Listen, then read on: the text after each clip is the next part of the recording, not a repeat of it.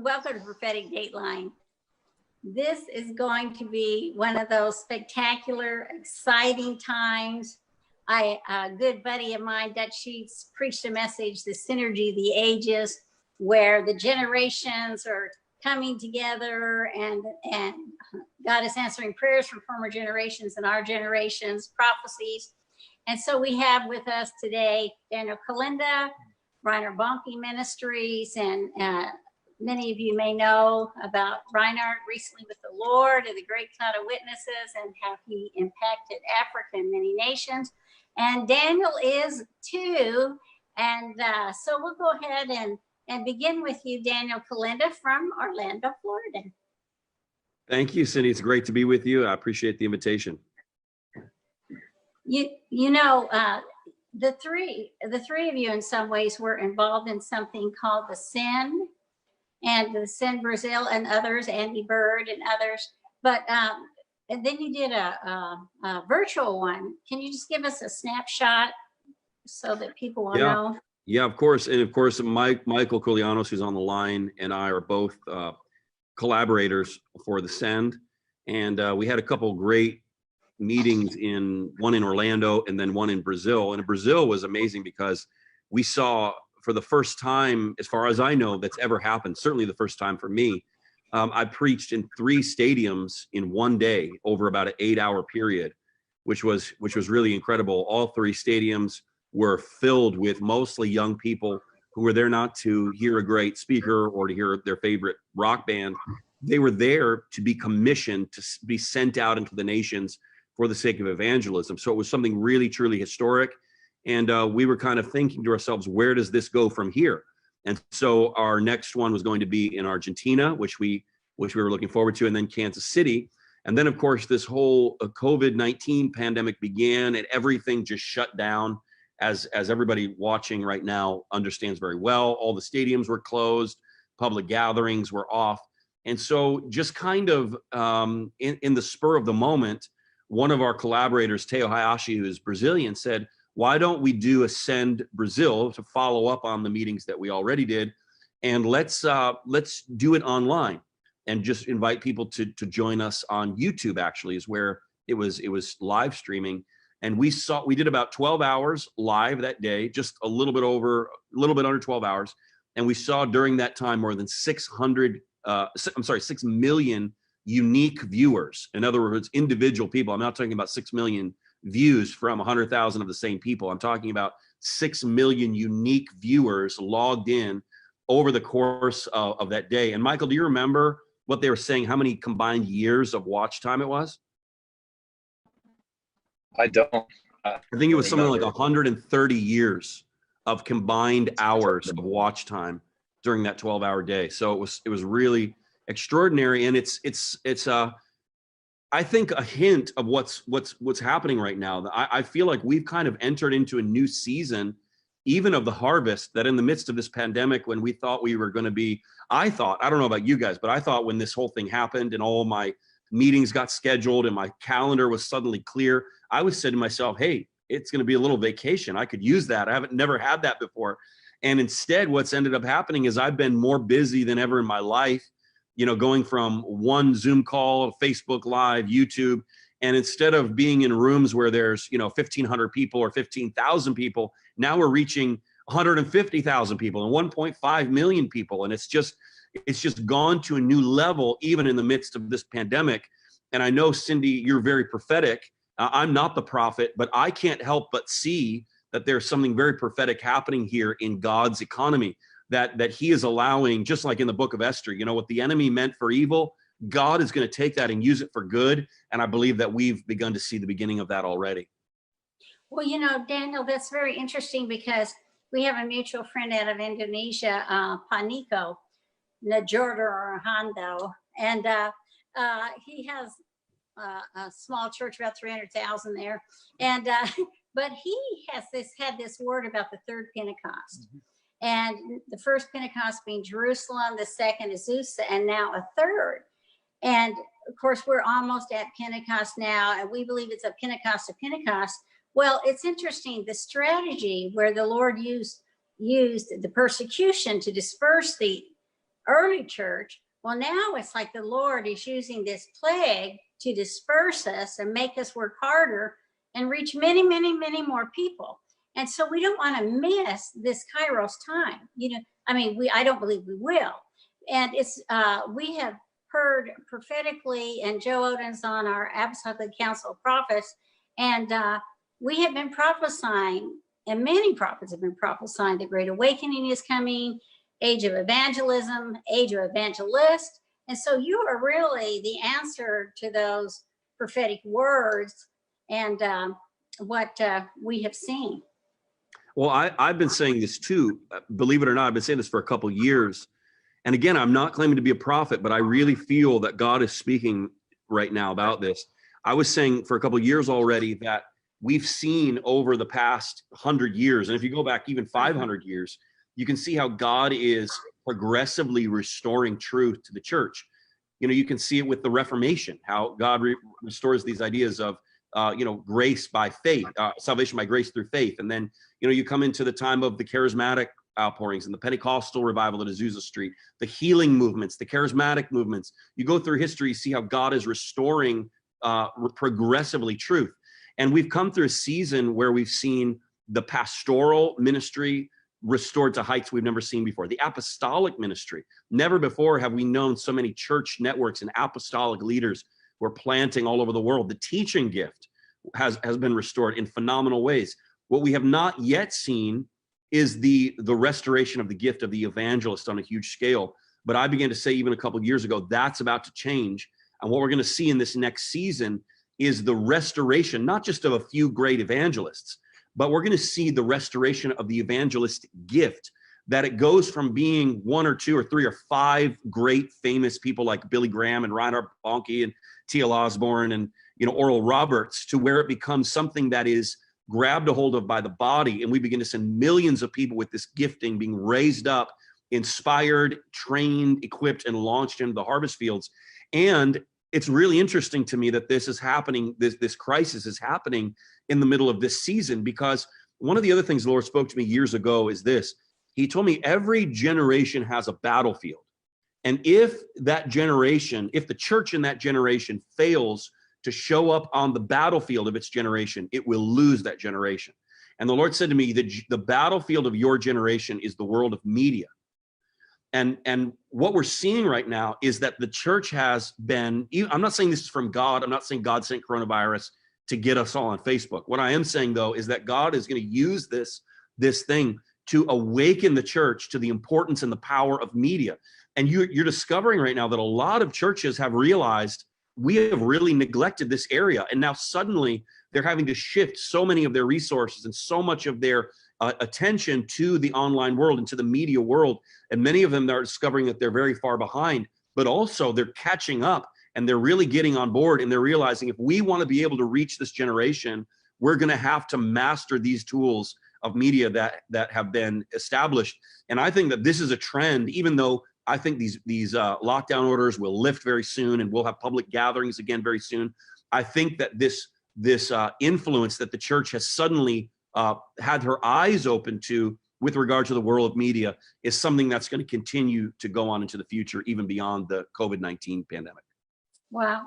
Daniel, you're 38 years old, right? Yes. How many people have you been able to lead to the Lord? Face to face, according to the actual counted, signed decision cards of people that have been ushered into our follow-up system, it's close to 23 million. Oh my. Oh my goodness. We salute you. Well, you know, That's so wonderful. I'll tell you what, I just have to say in that context, I don't take any credit for this. I stand on a platform that I did not build, on the shoulders of great men and women. And again, it's a testament not to my great skill as a preacher. It's a testament to the season that we're living in right now, where the fields are so ripe. Imagine, I have probably led more people to Christ than were alive on the earth during the time of the Apostle Paul. Now, that's not to say I'm better than the Apostle Paul. It's to say that we're living in a season when the harvest is so ripe and so ready, and there's such incredible tools at our disposal. We're going to give an account one day before the Lord of what we've done with this incredible season. Yeah, and I think that you know, my mentor, who you knew too, Daniel, Peter Wagner, used to say there's no success without a successor. Yeah. And just Reinhard Bonnke finished well. I mean, he really did. So that, I mean, I know nothing's completely seamless, but for you to go ahead and mantle up. But not only that, now you're building teams. And so let's bring Michael Koulianos on. And Michael is training centers. He is an amazing man of God. I don't know if I need to name drop. He's Benny Hinn's son-in-law, but we love Benny and Suzanne, so why not name drop? So he's actually driving in South Carolina, but I pulled on him to be on the call. Michael, just kind of jump into this dialogue, this prophetic dialogue. Sure. Well, thank you for having me, Cindy and Mike. It's a privilege to be here. Just for the sake of the fear of the Lord, let me clarify, Jessica's driving and I'm riding, which is awesome. I actually drove from Orlando to Ohio in a day and a half and then turned around and came back. So being on this call is actually a vacation. So thank you for getting me away from the steering wheel. Yeah, I would echo what Daniel had to say. I think, you know, Cindy, I think it's amazing we're on this call right now and that you invited us. In 2015, we were meeting in Orlando at one of our events, at one of our Jesus events. Daniel was there with me, Todd, Heidi, Reinhard was actually one of the speakers, and a slew of others. And you had released a prophetic word about Orlando, but you didn't know that our event was going on at the same time. And it was somehow tied into some of the political sphere too. But something you said is that a movement of unity, a movement of humility, and a movement of the gospel and signs and wonders would touch Central Florida, and it would be marked by unity and the power of the Spirit. And we were there gathering together. And I remember that. And it was an encouragement to me because you know what goes into hosting an event by faith. And it was just nice to know that the Lord was in it and that he was with us. So I think it's wonderful that we're on today. I think a lot of things are going on. Number one, the gospel is becoming paramount. I'm even seeing it in worship movements who are either choosing to connect to the gospel or to not make the gospel a central focus, or to not connect with the truth of the gospel. And what you're seeing is that movements are gaining authority, even in the worship sphere, who have a grip on the glorious gospel of Jesus.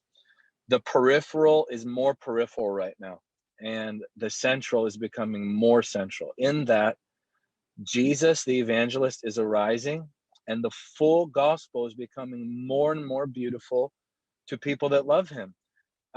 Daniel and I were sitting outside a few days ago, and we were just talking about the fact that we both felt like we could teach on the gospel until the day the Lord takes us home.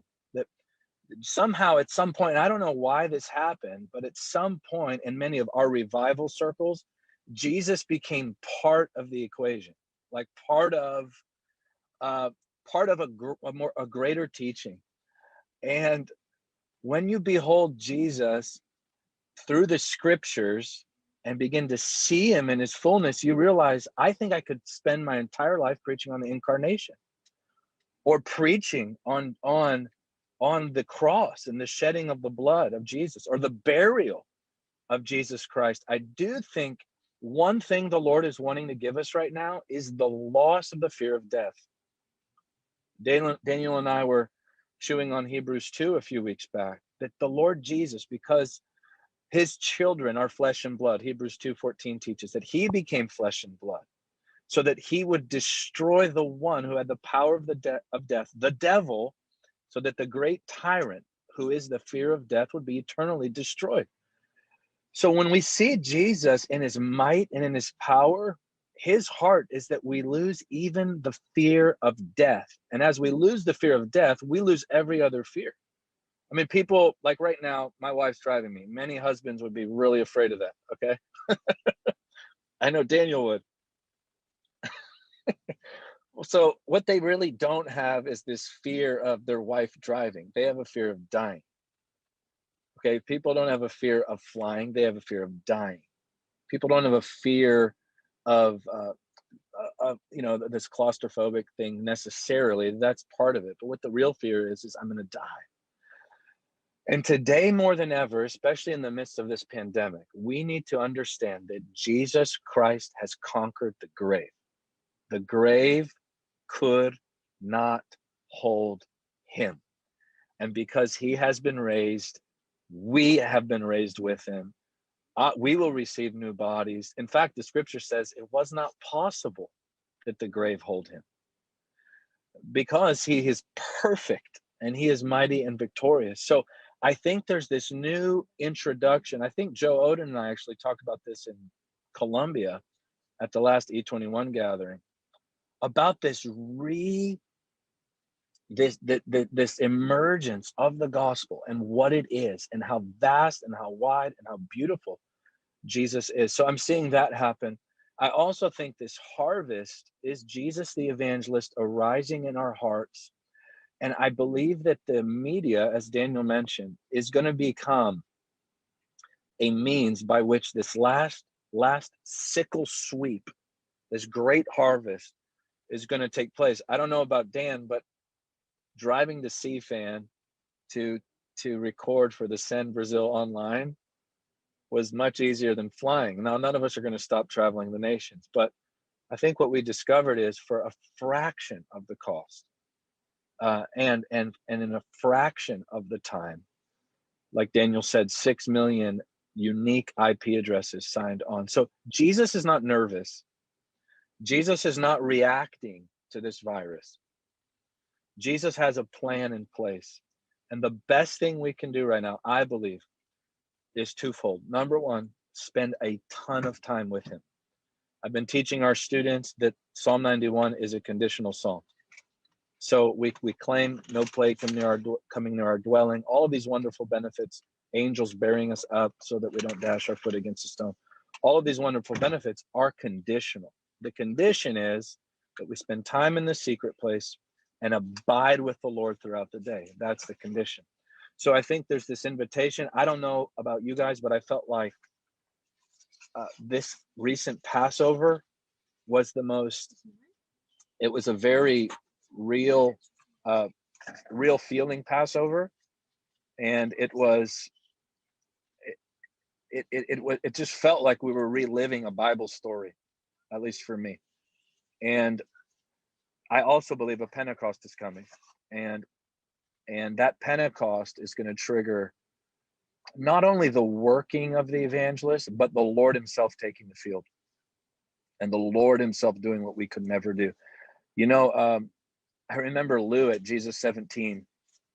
We were on the platform, and the Lord was really moving, and I was blown away by what the Lord was doing. And Lou whispered in my ear. He whispered in my ear, "There's only one thing missing." And I said, "What's that, Lou?" He said, "Audible angelic choirs." And I thought, where is your head? Like, what? He said, "We experienced that during the days of revival. We could hear heaven's beautiful sound of worship." And I just believe, as we experienced in Sao Paulo, I think Daniel would agree, the presence of the Lord was in the air in the city. Like you could sense the beauty and the grace of God in the region. And I think we're coming back to those days in America. I just want to say this before I get off. Stadiums are already too small in America. I believe you're going to see in the days to come that you will need stadiums to actually be the overflows for other stadiums. And I also believe that we are going to see dozens and dozens of simultaneous stadium meetings going on in America in major cities at the same time. It is possible now. And we're going to see these amazing days. Amen. That's so powerful. And by the way, we're so proud of the Evangelists. I mean, you guys have really stepped up to the plate. I remember Bishop Bill Hammond, which we kind of say is the father of the modern prophetic movement. He wrote a book, oh golly, it must be 15, 20 years ago now, called The Day of the Saints. And he talked about a day when all the saints would be mobilized, to really move. And one thing I love is that, the evangelist not only gets people saved, but makes people evangelistic. You know, when an evangelist preaches, not only people want to be close to the Lord, but it moves them to go spread the gospel. And this is so needed. And that's what happened in the Jesus People movement. We couldn't wait to get out on the streets. I'm telling you, we had the God Squad every Saturday. We were out there knocking doors. And so it's here. I mean, it's not coming. It is actually here. And the other thing I want to comment, Michael, on what you said, and Daniel, about the stadiums is that in Argentina, when we were in these big stadiums, the atmosphere over the whole city changed. I mean, people spontaneously fell under the power walking by the stadiums. I mean, the revival zone spread so greatly, or wherever we were in the Philippines, in Lausanne, doing big meetings. It changed the atmosphere of the city. And people, I mean, you could just go up and to say, don't you want to be saved? And they go, yes. I mean, it was so easy. It was like picking cherries off a tree. It was so easy. Well, not only that, Cindy, I mean, as a result of that, the pastors could not get any sleep because people would be in the middle of the night in Argentina, banging on their door saying, I've got to get saved. You've got to help me get saved. And that was triggered by this shift in atmosphere over the cities in Argentina. And that can happen. I think we're going to see it in a multiplied way. And Joe Oden is really, he's his gift is evangelist / or hyphen a prophet. And so he really leans into his prophet gift. And I'm always calling it, giving him like a challenge, you know, about how many people you saving or whatever, you know, something. Sometimes people don't answer my calls. I know that happens. Dick Eastman tells me answer, but then he repents. Joe, talk to us. Yeah, you know, just to dovetail on what you said, and Michael, I agree with everything that's said. When you mentioned prophetically, you know, the first Pentecost, second Pentecost, Azusa, and a third is coming. In the midst of this quarantine, just like you guys, just going 100 miles an hour, and then the pause button was hit. As I began to just pray about what's happening, what's going on, the Lord really brought me to pre-Pentecost, Acts chapter 1. And the first summary that Luke gives of the life of the apostles was they devoted themselves to prayer. And it's very interesting that out of every way their life could have been summarized, out of every activity that this observer could have given, it was prayer. So the primary activity of the apostles before Pentecost was prayer. And then through that prayer movement, 3,000 people were born again. A dynamic display of the supernatural power of God took place that burst the early church forward. And then in Acts chapter 2:42, once again, we see Luke bringing us back to the first summarization of the disciples. They devoted themselves to prayer and the apostles' teaching, and to unity, to fellowship. And it's interesting, we just got out of a call a few minutes ago, Daniel, Michael, and around 30 or 40 other international evangelists that are unifying together for the sake of global harvest. And so there are really three chords: prayer, proclamation, and unity that we're seeing beginning to take place, not solely proclamation or solely a unity movement, or a prayer movement, but all three of these submerging together for harvest. And right after we see Luke say that in Luke 2, Luke 3:1, Peter's praying and sees a major demonstration of power, and 2,000 people are born again. And so we see prayer connected to the proclamation of the gospel that manifests great signs and wonders. In Acts chapter 6, where the first problem in the church begins to take place, the apostles are devoted to the word and prayer, but now they're putting some of their energy to the widows, which is totally biblical, totally needed. but they are neglecting prayer and the word. So Peter presents to them and says, look, we as leaders of the church cannot devote ourselves to the administration. We've got to raise up others to do so. And we know that that's where Stephen and Philip and 5 others are appointed.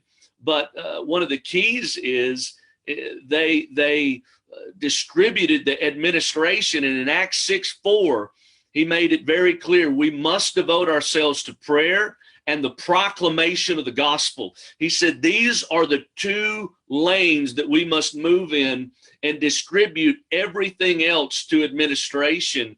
And we see at that moment, it's where laity began to move into leadership. When the apostles did that, when their primary devotion was prayer and evangelistic proclamation, that's when Stephen emerges and Philip emerges. There's the first time you see lay people moving in supernatural signs and wonders. Before it was only the apostles, but through the structure of the leaders just dedicating themselves to prayer and the proclamation, now Stephen burst on the scene. It's really a shift, a transference of anointing from the leadership to laity, and laity becoming leaders. And one of the things that God has really been saying to me in the midst of COVID, that before we go to the think tank and strategize, we've got to go to the prayer tank. And many people are strategizing without really praying and seeking the Lord on what to do. And just for me personally, I feel like God is saying in the midst of this, just to the overall leadership and pertaining to evangelism, that too often leaders, and I'm just using big L, not in this group, but leaders dedicate themselves in their ministries based out of leadership and gifting. And because we're Pentecostals, we sprinkle it with prayer. But I believe God is saying that he wants leaders in this season, as we dedicate ourselves to prayer, to coming out of this, to be sprinkled with leadership and gifting and not opposite.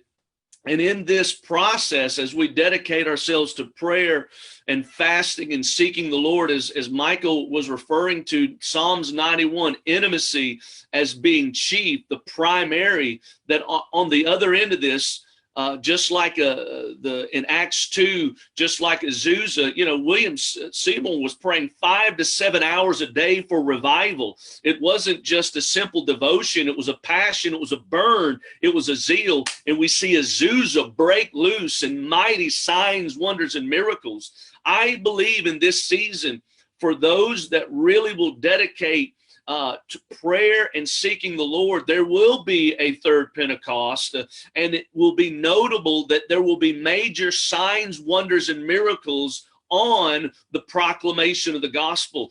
I love our evangelical friends that focus on proclamation, but all throughout the book of Acts, the early church was birthed on proclamation and power. And I believe coming out of this season, we're going to see a fresh emergence of the gospel message, not being alone, not just being intellectually communicated, but there being a real demonstration of power with mass signs and wonders following. Daniel and Michael, you want to jump in there somewhere?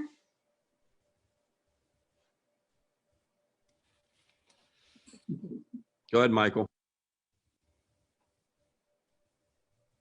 Yeah, I'd like to, there's something that was amazing, Joe. There's a beautiful connection between this drawing away, this being with the Lord, this experiencing this Sabbath that has been given to us, that Passover that we just walked through. In Exodus chapter 12, we know that the blood was on the 2 doorposts and the lintel, but sometimes we forget that once they were in the homes, that they were feasting on the lamb that was rubbed with bitter herbs. And those bitter herbs, I grew up doing that, by the way. I come from a Greek Orthodox family. My uncles would give us a pet lamb for the year. And amazingly, they would disappear Easter night. And I had no idea how or why. And we had a new pet a couple days later. But my grandmother would take the lamb and rub it with bitter herbs, and they'd roast it over this open fire. And the bitter herbs in the scriptures speak of the lordship of Jesus. In other words, these herbs smell beautiful, and I grew up smelling them. But when you chew on them, I don't know if you ever had oregano oil, but it's a little different than smelling oregano wafting through the house. There's a challenge there.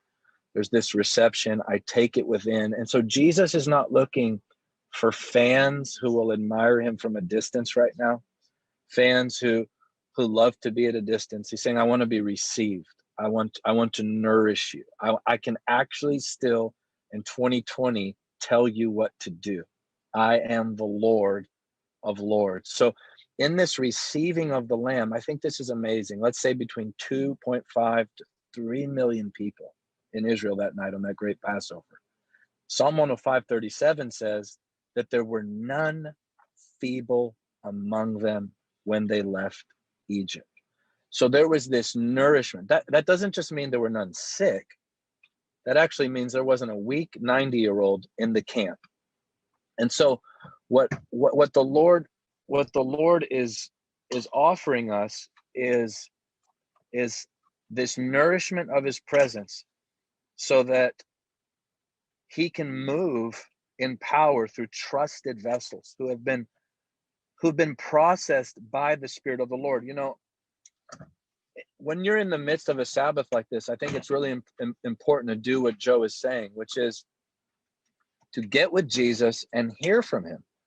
You know, if you were coaching a sports team and you noticed that your players were tired, and you pulled out your best player and you put him on the bench, and you discovered that while he was supposed to be resting and let's say drinking water and nourishing himself, you turned behind you and you saw him running bleachers, you'd be like, whoa, this is not the point of why I put you on the bench for a moment.